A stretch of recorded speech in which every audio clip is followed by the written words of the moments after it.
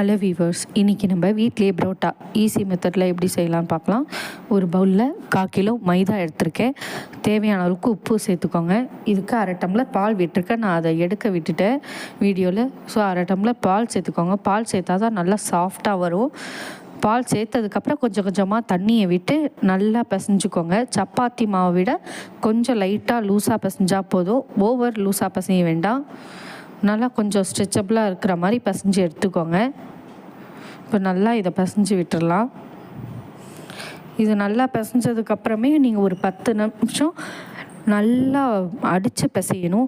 அப்போ தான் மாவு இன்னும் நல்லா சாஃப்டாகும். ஊற ஊற இன்னும் நல்லா சாஃப்ட்டு கொடுக்கும் நம்மளுக்கு மைதா மாவு. இப்போ நல்லா பிசைஞ்சிட்டோம். இதை கைவிடாமல் இன்னும் ஒரு 10 நிமிஷம் அடித்து பிசையணும். பிசைஞ்சதுக்கப்புறம் லாஸ்ட்டாக கொஞ்சமாக எண்ணெயை விட்டுட்டு ஒரு 5 நிமிஷம் திருப்பி பிசைஞ்சிங்கன்னா இன்னும் நல்லா ஸ்ட்ரெச் ஆகும். இதை அப்படியே ஒரு 2 மணி நேரத்துக்கு நல்லா ஊற விட்டுறணும். 2 மணி நேரம் நான் சொல்லியிருக்கேன், நீங்கள் 3 மணி நேரம் 4 மணி நேரம் கூட ஊற விடலாம். நல்லா ஊற ஊற தான் நம்ம பரோட்டா இன்னும் நல்லா செம சாஃப்டாக வரும். ஸோ நான்வெஜ் பண்ணுறவங்க முட்டை சேர்க்குறவங்க சேர்த்துக்கலாம். இதில் பாலுக்கு பதிலாக நான் முட்டை சேர்க்க மாட்டேன், அதனால் நான் பால் சேர்த்துருக்கேன். இதை நல்லா அடித்து பிசைஞ்சுக்கோங்க. இதை அப்படியே 3 மணி நேரம் போல் நம்ம நல்லா ஊற விட்டுடலாம்.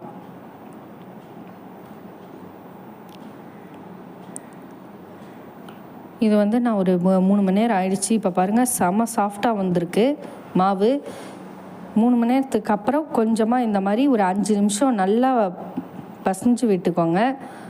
அப்போ தான் நம்ம பரோட்டா பிசையும் போது இழுத்து பிசைய முடியும். செம்ம சாஃப்டாக இருக்குது. இப்போ உருண்டை உருட்ட ஆரம்பிச்சிடலாம். பால்ஸ் எனக்கு ஒரு 10 பால்ஸ் போல் வந்தது. ஃபஸ்ட்டு பால்ஸை ரெடி பண்ணி வச்சுக்கிட்டு அந்த பால்ஸ் ரெடி பண்ணதுக்கப்புறம் ஒரு 5 நிமிஷம் போல் ஊற விட்டுருங்க. அப்படியே நம்ம பரோட்டா மாவை எவ்வளோக்கு எவ்வளோ ஊற விடுறோமோ அந்த அளவுக்கு நம்மளுக்கு ஸ்ட்ரெச்சபிளாக நல்லா பரோட்டா நல்லா சாஃப்டாகவும் வரும்.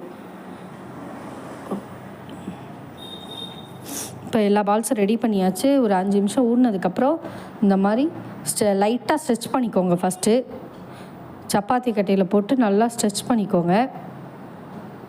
லைட்டாக ஸ்ட்ரெச் பண்ணதுக்கப்புறம் நம்ம பரோட்டா வீசி அடிப்பாங்கள்ல, அந்த மாதிரி லைட்டாக ட்ரை பண்ண போகிறோம்.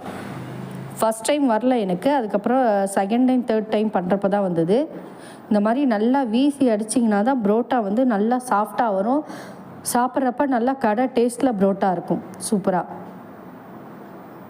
நல்லா வீசி அடித்ததுக்கப்புறம் இதை அப்படியே சுற்றி ரோல் பண்ணி வச்சிட வேண்டியதான். இதிலே இன்னொரு மெத்தடு இருக்குது.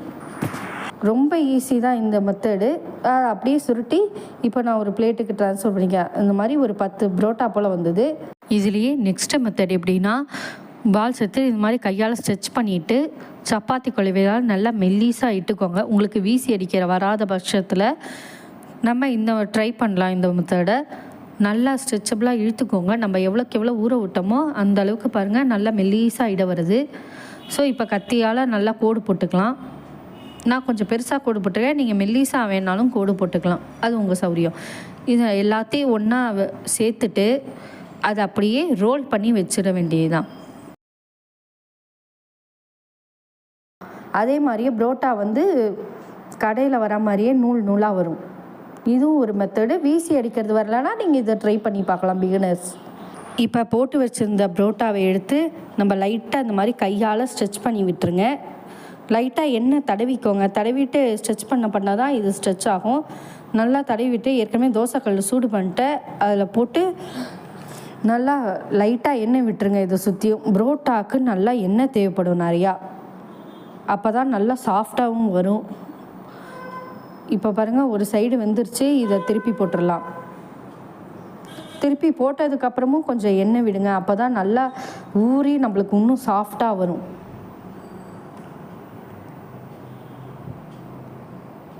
பாருங்கள், இப்போ 2 சைடும் வெந்துருச்சு. இப்போ நம்ம இதை எடுத்துடலாம். கரெக்டாக வெந்துருச்சு 2 சைடுமே. இப்போ எடுத்து வச்சிடலாம். பை த சைடு ஒன்று போட்டால் போதாது. அதனால் ரொம்ப நேரம் ஆகிற மாதிரி ஃபீல் இருந்தீங்கன்னா அட் அ டயத்தில் நீங்கள் 2-3 பரோட்டா கூட போடலாம், சின்ன சின்னதாக. அது இன்னும் ஈஸியாக இருக்கும் உங்களுக்கு. ஸோ இப்போ சூடானதுக்கப்புறம் அது சைடில் தனியாக எடுத்து வச்சுருங்க. நான் இப்போ அட்டை ஸ்ட்ரெச்சில் 3 போட போகிறேன். சின்னதாக இருக்கிறதுனால 3 போட்டுட்டிங்கன்னா உங்களுக்கு ஈஸியாகவும் வேலை முடிஞ்சிடும். நம்மளுக்கு ஸ்பேஸ் நிறையா இருக்குது தோசைக்கல்ல, அதனால் 3 போட்டு எடுத்துக்கிறேன். இது மாதிரி லைட்டாக ஸ்ட்ரெச் பண்ணி விட்டு அப்படியே தோசைக்கல்ல போட்டு எடுத்துட வேண்டியதுதான். ரொம்ப சப்பாத்தி குழவையெல்லாம் திருப்பி இட வேண்டாம். ஸோ லைட்டாக ஸ்ட்ரெச் பண்ணி விட்டுட்டு போடுங்க. நிறையா எண்ணெய் விடுங்க. ஒரு சைடு வெந்ததுக்கப்புறம் திருப்பி போட்டு மறு சைடு வேகிறதுக்கும் நல்லா வேக விடணும்.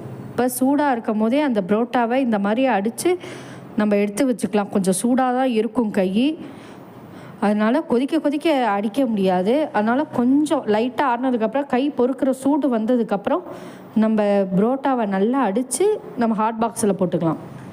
அப்போ புரோட்டா கடை புரோட்டா மாதிரியே நல்லா செம்ம சாஃப்டாக வரும். இப்போ பாருங்கள் 2 சைடுமே வந்துருச்சு. வேணும்னா நம்ம இன்னும் கொஞ்சம் எண்ணெய் விட்டு கூட நம்ம நல்லா வேக விடலாம், இன்னும் நல்லா டேஸ்ட் இருக்கும். இப்போ 3மே வெந்துருச்சு. இதை நம்ம எடுத்து வச்சிடலாம்.